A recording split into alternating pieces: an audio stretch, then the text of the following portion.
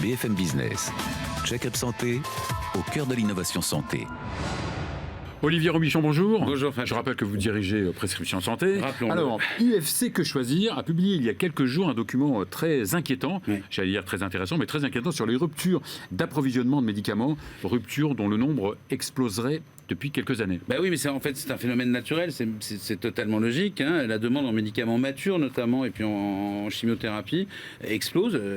Tout le monde entier y a accès, et donc c'est normal que... C'est une des raisons, c'est normal que de plus en plus il y ait effectivement ces ruptures d'approvisionnement. Alors, ce que dénonçait l'UFC Que Choisir, c'était, je cite, une dynamique explosive du nombre de cas et parlait même de 1200 cas l'année dernière, un chiffre qui aurait été multiplié par 3 en quelques années. Mais aussi important que ça.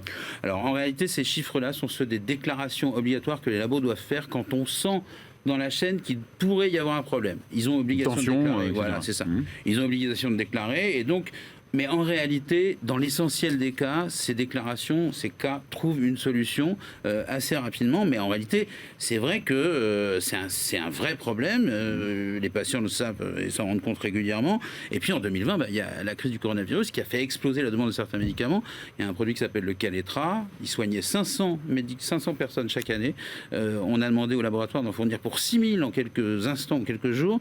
J'ai eu le laboratoire. Ils ont été cherchés partout en Europe et on a réussi à réduire la crise. Donc on arrive à trouver dans les labos arrivent à se bouger, à trouver dans les filiales européennes les médicaments qui manquent en France. Alors justement, que demandent Que Choisir et les associations de patients, bien sûr? C'est tout simple. Ils demandent à ce que les laboratoires qui doivent aujourd'hui faire des stocks de 2 mois pour ces médicaments qu'on appelle les MITM, alors les médicaments d'intérêt thérapeutique majeur, les associations demandent notamment que ces stocks soient passés à 4 mois pour tous les MITM. Ce délai-là de 4 mois, les labos disent que petit 1, c'est inutile, irréaliste et même contre-productif. Du coup, la tension entre les deux est monumentale. Hein, ça s'échange par voie de communiqué de presse assez violent. Les associations accusant les labos de privilégier les profits à la santé des patients, évidemment.